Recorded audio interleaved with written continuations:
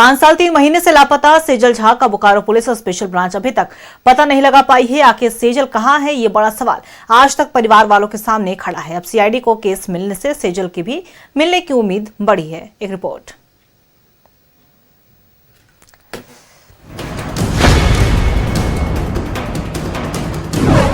पांच साल 3 महीने से है लापता। पुलिस और स्पेशल ब्रांच के हाथ अब तक खाली।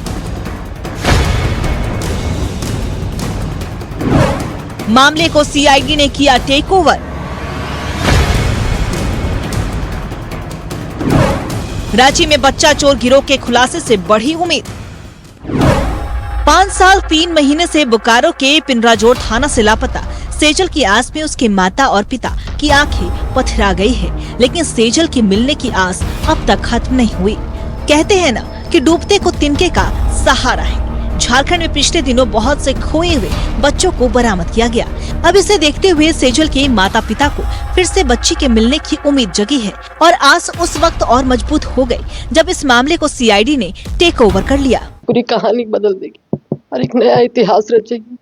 पिछले 5 साल से इसी उम्मीद से हम लोग मंदिर, मस्जिद, गुरुद्वारा, CM, headquarter, DGP, DIG, SP, थाना, पुलिस, बस दौड़ना यही उम्मीद से कि कहीं ना कहीं किसी रास्ते मेरे बच्चे का एक फोन कॉल, एक खबर मिलेगा, लेकिन बस आश्वासन ही मिला।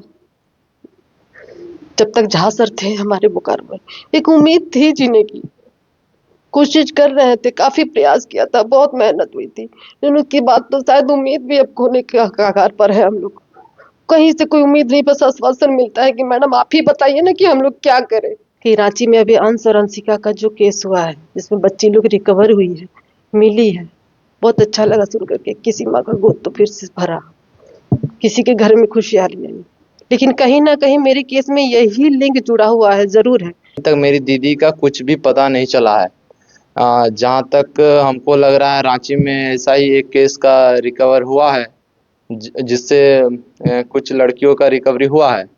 हमको लगता है यहाँ तक बोकारो में भी ऐसा ही कहीं गिरोह चल रहा है, जिसका अभी तक हमारे बोकारो पुलिस को कुछ पता नहीं है।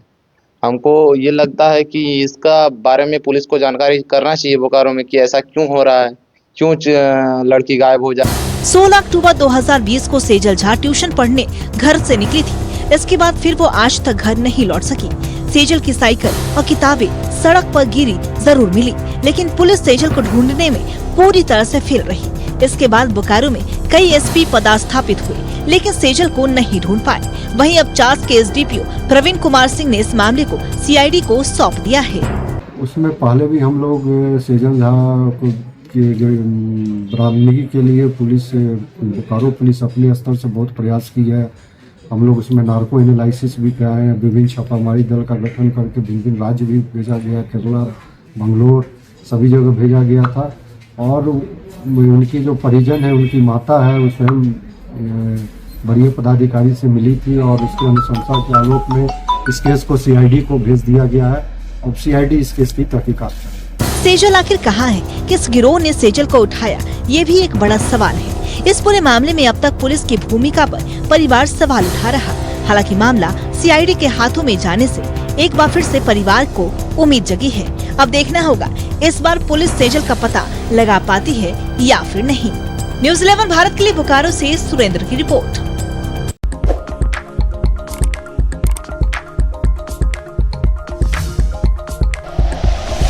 Like and share videos, subscribe करें हमारा चैनल और प्रेस करें बेल आइकॉन। न्यूज़ 11 भारत, सच है तो दिखेगा।